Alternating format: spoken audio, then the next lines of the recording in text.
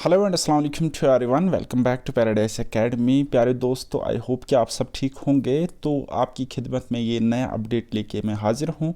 तो ये update basically हमारे FAA यानी कि फाइनेंस अकाउंट्स असिस्टेंट एग्ज़ाम के रिलेटेड है, जो कि एग्ज़ाम एक बारी हुआ था, फिर स्क्रैप हुआ था, वो सब आपको पता है। देन उसके बाद क्या चला एपटेक के साथ, क्या नहीं चला, तो उस हवाले से ये अपडेट बिल्कुल भी नहीं है। बल्कि ये जो लास्ट टाइम FAA में सिलेक्टेड कैंडिडेट्स थे, वो गए थे कैट में, और कैट में उन्होंने पिटिशन लगाई थी, जम्मू वाले कैट में। ठीक है, तो उस हवाले से एक अपडेट निकल के सामने आया है। तो मैं आपके साथ यहाँ पे वो बात शेयर करूँगा, वो अपडेट शेयर करूँगा। ओके गाइज, सो यहाँ पे अब आप देख सकते हो ये ऑर्डर जो निकला है, ये निकला है कैट की तरफ से, यानी कि ट्रिब्यूनल की तरफ से, राइट। सो क्या लिखा है, heard learned council for the applicant who would submit that the replies field to the OA, ठीक है, bye respondent number 2 and 3 had never been served upon the applicant. The OA subsequently stood as amended with liberty so granted by the tribunal. Then उसके बाद ये आपकी काम की चीज़ अब start होने जा रही है।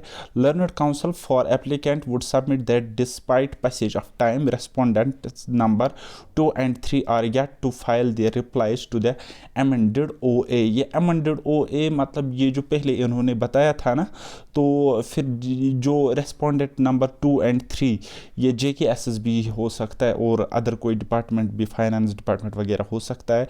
तो इन्होंने क्या काम किया था, इन्होंने जो अपना वो सबमिट करना था ना, अपना एप्लीकेशन सबमिट करना था, वो इन्होंने नहीं किया है। ठीक है, तो फिर उसके बाद आप देख सकते हो कि learned AAG mister Rajesh Thapa would submit on behalf of respondent number 1, and that respondent number 1 is not the contesting respondent in this regard.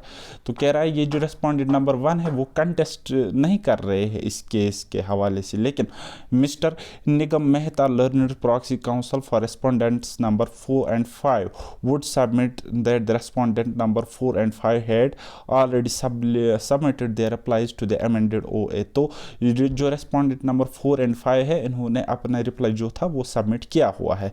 तो वहाँ पे अब क्या रहता है, ये जो रेस्पोंडेंट नंबर 2 एंड 3 है ना, एंड 6 to 5, ठीक है, तो इनको कहा गया है कि आप अपने रिप्लाईज दे दीजिए। ठीक है, जो भी रिप्लाई देना होता है, मतलब रिप्लाई क्या होता है कि एक किस्म से ये जो पिटिशनर्स थे सिलेक्टेड कैंडिडेट्स, राइट, वो गए वहाँ पे, उन्होंने अपने ग्रीवेंस रखे, अपने मुतालबे रखे किसी सेंट्रल ट्रिब्यूनल के सामने, कैट के सामने। फिर इनको क्या भरना पड़ता है, रिप्लाई भरना पड़ता है, एफिडेविट भरना पड़ता है। तो वही 2 and 3 एंड 6 to 25 को अब मांगा गया है रिप्लाई यहाँ पे। तो इनको भरना है कब, पीरियड ऑफ 3 वीक्स तक। Fehling which posts could be imposed on the said respondents which costs, कहता अगर ये फेल हो जाते इस केस में, तो उनको क्या देनी पड़ेगी, कॉस्ट वगैरह, जो पेनल्टी जो भी होगा वो इनको मिलेगा, राइट। देन उसके बाद ये इंपॉर्टेंट चीज़ है समझने की। तो यहाँ पे लिखा है, as learned council for the applicant would also seek A stay on the initiation of any new selection process, late such selection process if any be subject to the result of OA। तो अब आप यहाँ पे थोड़ा सा ध्यान से समझ सकते हो कि अगर इन्होंने अपना ये रिप्लाई वगैरह कुछ नहीं भरा, तो यहाँ पे स्टे भी लग सकता है किस पर, ये जो सिलेक्शन प्रोसेस है ना, नया सिलेक्शन प्रोसेस जो स्टार्ट करने जा रहा है JKSSB पे, तो उस पर स्टे लग सकता है। ठीक है, तो and let such selection process if any be subject to the results of OA। ठीक है, और मतलब उसका भी मतलब जो फाइनल डिपेंड करेगा ना, वो रहेगा इस पर, ये जो यहाँ से डिसीजन निकल के आ जाएगा। तो मुद्दे की बात पे लेके आ रहा हूँ मैं आपको, ये कहना चाहूँगा कि जो फाइनेंस अकाउंट्स असिस्टेंट एग्ज़ाम है, ये जो भी अपकमिंग एग्ज़ाम्स है, तो मैंने आपको पहले भी एक वीडियो में कहा था कि 2 से 3 मंथ्स तक एग्ज़ाम होने अब नेक्स्ट टू इम्पॉसिबल है। 2 से 3 मंथ्स तक तो कोई एग्ज़ाम ही नहीं होगा। ठीक है, तो अभी आप अगर फाइनेंस को देख रहे हो ना, तो फाइनेंस और भी ज़्यादा अब फंस चुका है।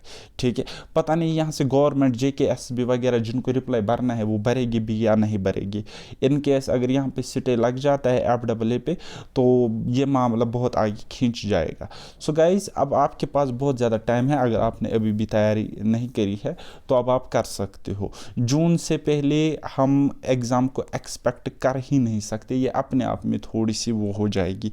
ठीक है, تو آپ اس کیس میں کیا کر سکتے ہو، آپ سائملٹینیوسلی الگ الگ پوسٹس کی تیاری کر سکتے ہو. جیسے کہ ہمارا VLW ایگزام ہے، میں زیادہ تر اس ایگزام کو پریفر کر رہا ہوں. کیونکہ اس ایگزام کے لیے پڑھو گے نا تو آگے آنے والے بہت سارے ایگزامس میں آپ کو ایج ملے گی اور VLW میں بھی سلیکشن ہو جائے گی انشاءاللہ، اگر آپ اچھی طریقے سے پڑھتے ہو. تو آپ VLW کو ٹارگٹ کر کے چلیے، ٹھیک ہے. اس کے علاوہ اگر آپ فائنانس میں زیادہ انٹرسٹڈ ہو تو فائنانس کو بھی ساتھ ساتھ پڑھ لیجئے گا، ٹھیک ہے. لیکن اگر میں بات کروں گا ایگزامس کی، تو جون سے پہلے مجھے، دیکھو میں غلط بھی ہو سکتا ہوں، لیکن مجھے اپنے اینڈ پہ جون سے پہلے ایگزام کا کوئی سین نظر نہیں آ رہا ہے. کیونکہ آپ کو پتہ ہوگا کہ جو ہمارا ابھی ایپٹیک کے خلاف کیس چل رہا تھا، ٹھیک ہے، وہ سنگل بینچ میں اب جائے گا. سنگل بینچ میں جو بھی ورڈکٹ آئے گا اس کو پھر سے ڈویژن بینچ میں چیلنج کیا جائے گا. ڈویژن بینچ میں اگر پھر کوئی فائنل ورڈکٹ آیا تو اس کو سپریم کورٹ میں چیلنج کر سکتے ہیں، ٹھیک ہے. اور اگر سپریم کورٹ سے پھر مطلب وہ ججمنٹ کچھ بھی آ گیا تو وہاں پر بھی اس کو چیلنج کیا جا سکتا ہے. تو کل ملا کر اگر ہماری گورنمنٹ کی نیت جاب دینے کی نہیں ہوگی نا تو 2 سال تک بھی یہ مسئلہ اٹک سکتا ہے اب، ٹھیک ہے. This is now up to the government, up to the administration کی ان کی نیت کیا ہے. ان کو واقعی میں روزگار دینا ہے کہ خود ہی لوپ ہولز کریٹ کرنے اس سسٹم میں تاکہ بچے آواز اٹھائے، اور بچوں کی آواز اٹھنے کے بعد کورٹ میں مسئلہ چلا جائے، اور کورٹ میں مسئلہ چلنے کے بعد ایڈمنسٹریشن بڑی آسانی کے ساتھ کہہ سکتی ہے کہ یہ مسئلہ ابھی کورٹ میں ہے، ٹھیک ہے. تو باقی آپ سمجھ سکتے ہو آپ نے کیا کرنا ہے. باقی آپ اگر تیاری کرنا چاہتے ہو میرے ساتھ تو JK SSB کسی بھی ایگزام کے ریلیٹڈ اگر آپ کو ریزننگ پڑھنا ہو، میتھس پڑھنا ہو، سٹیٹسٹکس پڑھنا ہو یا کوانٹیٹیو ایپٹیٹیوڈ پڑھنا ہو، آپ کیا ایک کام کرو، ایک تو اس چینل کو سبسکرائب کرو، اور دوسرا آپ نے جانا ہے پلے لسٹس میں. جو بھی ٹاپک آپ کو تھوڑی سی بھی دقت کر رہا ہے اس ٹاپک کو آپ وہاں پہ دیکھو کہ آپ کو کتنا سمجھ آ رہا ہے، کتنا آپ مطلب پکڑ پا رہے ہو اس چیز کو، اور دین اس کے بعد کتنا آپ امپلیمنٹ کر پاتے ہو کویسچنس میں، ٹھیک ہے. اگر آپ کو وہ اچھے طریقے سے سمجھ آ جاتی ہے چیزیں، دین میں ریکمنڈ کروں گا آپ میری اپلیکیشن میں جاؤ، پیراڈائز اکیڈمی. وہاں پہ آپ کو کورسز ملے گی الگ الگ ایگزام کے لیے، تو اب آپ وہاں پہ انرول کر سکتے ہو. بہت ہی منیمم کاسٹ میں آپ اپنی پریپریشن کو 4 چاند لگا سکتے ہو، ٹھیک ہے. اس کے علاوہ اگر میں VLW کی بات کروں گا، ٹھیک ہے، تو آپ ابھی ایک کام کرنا، جس کو بھی کوانٹیٹیو ایپٹیٹیوڈ یا ریزننگ میں کوئی پرابلم ہوتی ہے وہ میری اسی چینل پہ پلے لسٹ میں جائے گا. وہاں پہ آپ کو کچھ میراتھن لیکچرز ملے گی، 1 شارٹ ویڈیوز ملے گی میتھس اینڈ ریزننگ کے، ٹھیک ہے. تو اب آپ وہاں پہ وہ جا کے دیکھ لینا. اگر آپ کو وہاں سے 50% بھی سمجھ آتا ہے نا، 50% بھی اگر آپ کو اچھا لگتا ہے پڑھانا، سمجھ آتا ہے، دین اس کو کمپلیٹ بیسک سے پڑھنے کے لیے آپ ایک کام کر سکتے ہو. میرا application Paradise Academy download کر کے آپ وہاں سے تیاری کر کے 90 to 100%، یہ میں شیورٹی کے ساتھ کہہ رہا ہوں، بڑے کانفیڈنس کے ساتھ، 90 to 100% ایگزام میں سکور کر سکتے ہو ان پورشن سے جو پورشن آپ مجھ سے پڑھتے ہو، ٹھیک ہے گائز. تو باقی ایگزام کے حوالے سے میں ابھی کوئی زیادہ بات نہیں کہوں گا. یہی تھا کہ ابھی فائنانس اکاؤنٹس اسسٹنٹ کے ایگزام فردر اٹک سکتا ہے. اب ہوگا کہ نہیں ہوگا مجھے نہیں پتہ، ٹھیک ہے. باقی چلیے ملتے ہیں پھر کبھی نیکسٹ ویڈیو میں. تب تک کے لیے بائے بائے، ٹیک کیئر، اللہ حافظ، اور محنت کرتے رہیے.